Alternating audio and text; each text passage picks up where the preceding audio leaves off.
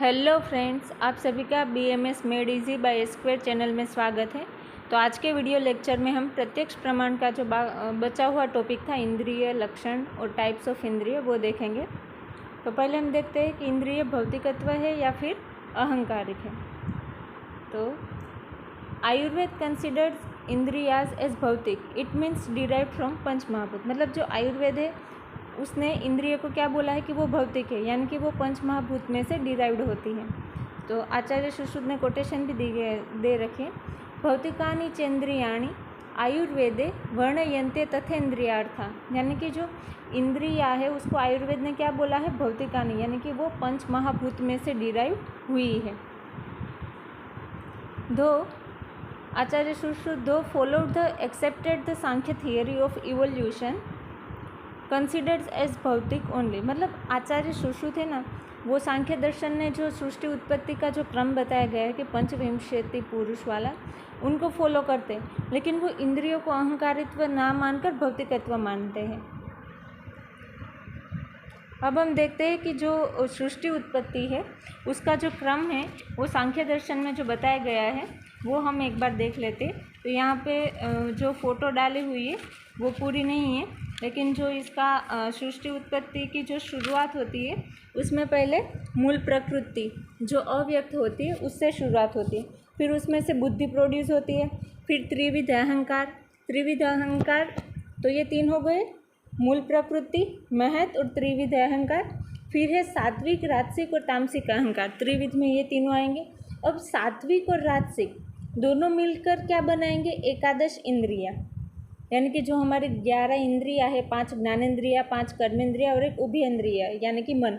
तो ये जो 11 इंद्रिय वो किस में से फॉर्म होगी, सात्विक और राजसिक अहंकार।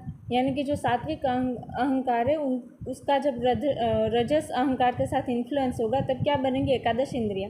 पर जब रज और तम दोनों अहंकार मिलेंगे तो तब बनेंगी पंच तन्मात्रा, जो शब्द, स्पर्श, रूप, रस और गंध है। और इन 5 तन्मात्राओं में से फिर क्या फॉर्म होगा, पंच महाभूत फिर बनेगा। तो ये आपको क्लियर हो गया होगा कि इंद्रिया कैसे बनती है अकॉर्डिंग टू सांख्य दर्शन।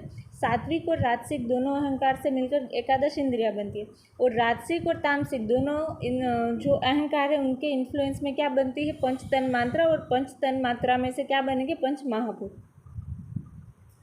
इंद्रिय अहंकारित्व मतलब सांख्य दर्शन ने अपना मत किस हिसाब से, कौन से व्यू से दिया है वो हम देखते हैं।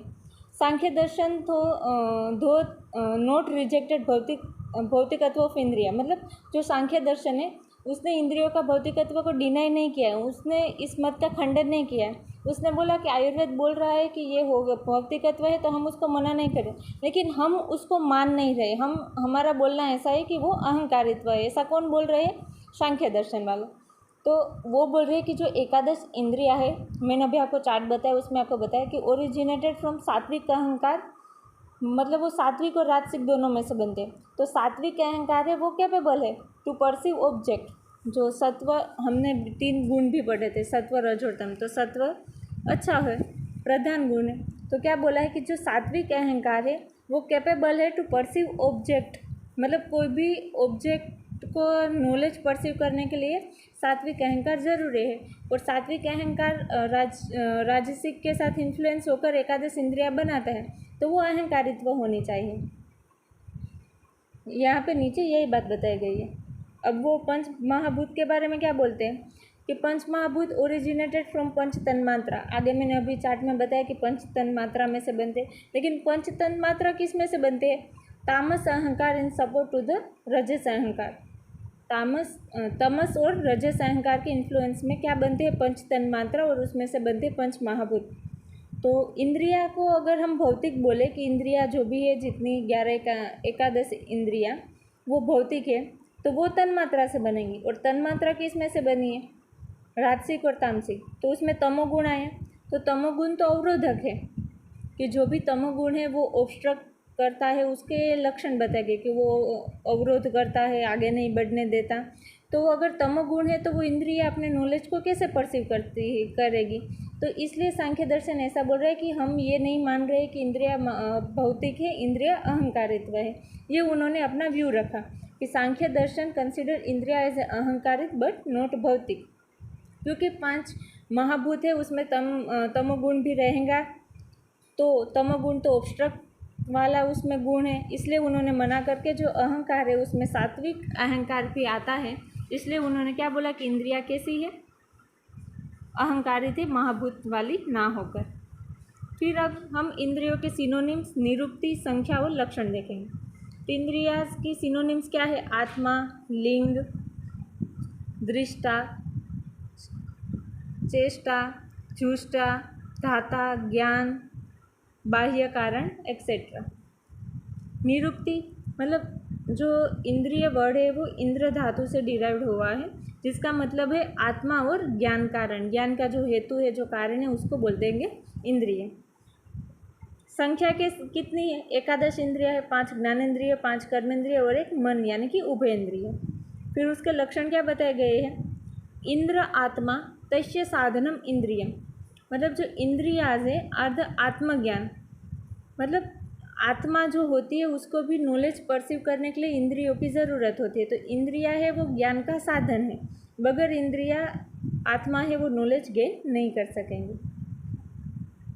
फिर अब हम देखेंगे टाइप्स ऑफ इंद्रिया। इंद्रिया 3 तरह की होती है, ज्ञानेंद्रिय, कर्मेंद्रिय और उभयेंद्रिय। अब ज्ञानेंद्रिय में ये जो चार्ट दे रखा है इसको इंद्रिय पंचक भी बोलते हैं। ये चरक संहिता सूत्र स्थान में चैप्टर 8 में भी आएगा, तो ये सबको लर्न कर लेना है एज इट इज़। तो इंद्रिया यहाँ पे पंचक में क्या क्या आएगा? इंद्रिय आएंगी, फिर उसका अधिष्ठान, फिर उसमें कौन से महाभूत द्रव्य है, सभी रहते हैं महाभूत, तो लेकिन किसकी डोमिनेंसी है, फिर इंद्रियों के अर्थ क्या है, और इंद्रिया कौन सी बुद्धि परसीव करेंगे। तो ये 5 चीज़ें आएंगी इंद्रिय पंचक में। इंद्रिय के अधिष्ठान, उसमें कौन से महाभूत द्रव्य है, इंद्रियों के अर्थ और उसकी बुद्धि। तो हम सीक्वेंस में देखते हैं। पहले घ्राणेंद्रिय, तो वो कहाँ पे रहती है? नासाग्र यानी कि हमारे जो 2 नोस्ट्रिल है उसमें रहती है। और कौन सा महाभूत है? पृथ्वी महाभूत है, और उसका अर्थ क्या है? गंध। और जो बुद्धि उत्पन्न होगी वो कौन सी है? घ्राण बुद्धि। फिर है रसनेंद्रिय, तो वो जीवा यानी कि टंग में है, और कौन सा महाभूत है? आप यानी कि जल, वाटर। और इंद्रियार्थ क्या है? रस है, टंग है तो वो रस उसका इंद्रियार्थ है, और रसना बुद्धि उसकी बुद्धि है।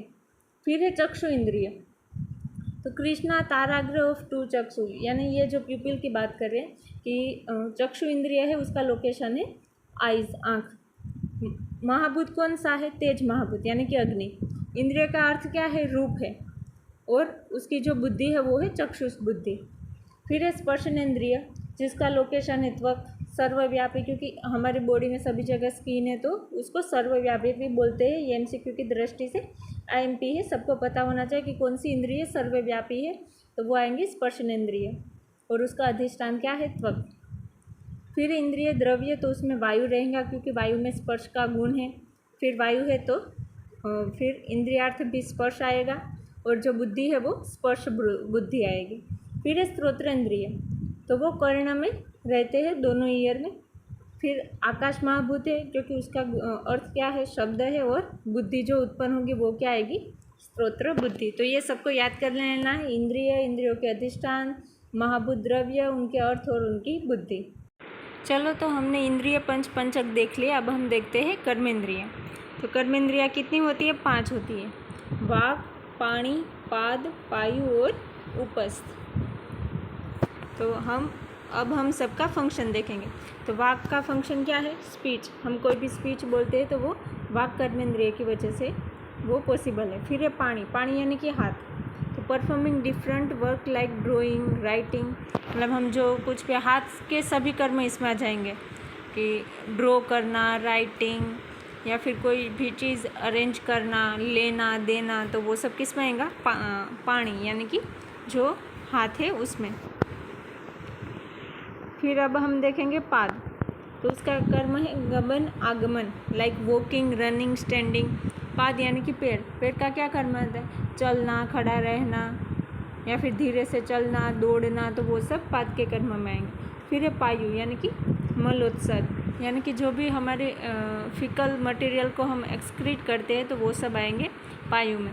फिर है उपस्थ, तो इसमें इसका फंक्शन क्या बताया गया है? यूरिन पैसेज, रिप्रोडक्शन और सेक्सुअल प्लेजर। क्योंकि मेल में हम देखें तो यूरेथ्रा है, वो ही यूरिन को पास आउट करता है और इजैक्यूलेशन भी उसी से होता है। इसलिए यहाँ पे बताया गया है कि यूरिन पैसेज, रिप्रोडक्शन और सेक्सुअल प्लेजर। तो ज्ञानेंद्रिय देख ली, कर्मेंद्रिय देख ली, अब हम उभयेंद्रिय मन को देखेंगे। तो उसमें क्या बताया गया है कि उसके फंक्शन क्या है, परफॉर्मिंग फंक्शन ऑफ ज्ञानेंद्रिय एंड कर्मेंद्रिय। ज्ञानेंद्रिय और कर्मेंद्रिय के फंक्शन को वो परफॉर्म करता है, क्योंकि ज्ञानेंद्रिय और कर्मेंद्रिय अपना काम सही से करेंगे लेकिन मन की प्रेजेंस ही नहीं है तो वो नॉलेज परसीव नहीं कर पाएंगे। Care is the perceive knowledge to atma for confirmation. फिर उसकी डेफिनेशन क्या बताई गई है, सुखाद उपलब्धि साधनम इंद्रियम मनः। रेफरेंस क्या है, तर्क संग्रह। मतलब सुख आदि जो आत्मा के गुण हैं वो हम मन की मदद से ही परसीव कर पाते हैं। कोज फॉर द परसेप्शन ऑफ सुख, दुख एक्सेट्रा। सुख, दुख, इच्छा, द्वेष, प्रयत्न, बुद्धि, तो ये सब आत्मा के गुण हैं। तो उसको हम किसकी मदद से परसीव करते हैं, मन की मदद से। फिर क्या बताया गया कि मन इज़ नित्य, एक और अणु। मन क्या है, नित्य है, एक ही होता है, वो तो सबको पता है, और अणु होता है यानी कि माइन्यूट, सबटल होता है। तो इसका हम जो उत्पल शतपत्र वेदन न्याय है उसकी मदद से हम समझे कि जो लोटस है उसके फ्लावर की हम 100 पेटल्स एक साथ रखें और उसको नीडल से उसको पियर्स करेंगे तो हमें क्या लगेगा कि जो सभी पेटल्स है, सभी पंखुड़ियाँ हैं, वो एक साथ ही उसका हम छेदन कर रहे हैं, एक साथ ही वो भेदी जा रही है। लेकिन ऐसा नहीं होता, वो बारी बारी भेदी जा रही है। लेकिन ऐसा हमें क्यों लगता है, मन के अणुत्व की वजह से। फिर बताया गया है कि लोकेशन ऑफ मन, तो वो हृदय में स्थित है, ऐसा बताया गया है। फिर अब हम देखें तो उसमें बताया गया है त्रयोदश कारण। तो त्रयोदश यानी 13। तो 13 कारण कौन से, 5 ज्ञानेंद्रिय, 5 कर्मेंद्रिय, 1 उभयेंद्रिय और अहंकार और महत। तो उसमें जो 10 कारण है यानी कि 5 कर्मेंद्रिय और 5 ज्ञानेंद्रिय वो बाह्य कारण है, और 3 अंतः कारण कौन से, मन, अहंकार और महत। अब फिर उसके अलग से फंक्शन बताए गए कि जो मन, बुद्धि और अहंकार है तो वो धारण करने का काम करती है। जो ज्ञानेंद्रिय और कर्मेंद्रिय ज्ञान जो भी नॉलेज गेन करती है उसको वो धारण करती है, मेंटेनेंस करती है। कर्मेंद्रिय है तो वो आहरण करती है। आहरण यानी कि एक्सट्रैक्ट करना। आहरण एक कर्म भी है। जैसे दांत को हम खींचते हैं, कोई भी डेंटिस्ट है वो अगर दांत में कोई भी कमी हो या फिर उसको निकालना पड़ जाए तो उसको जो प्रोसेस है उसको हम आहरण बोलते हैं। फिर एक ज्ञानेंद्रिय, ज्ञानेंद्रिय यानी कि उसका फंक्शन है प्रकाशन, यानी कि एनलाइटनिंग विद देयर विषय। उनके जो विषय, उनके जो अर्थ रहते हैं उनको प्रकाशित करते हैं यानी उसका ज्ञान कराते हैं। तो यहाँ पे हमारा प्रत्यक्ष प्रमाण ख़त्म होता है। आई होप कि आप सबको समझ में आ गया होगा। तो अगर हमारी वीडियो अच्छी लगी तो वीडियो को लाइक करें, शेयर करें और चैनल को सब्सक्राइब करें। Thank you.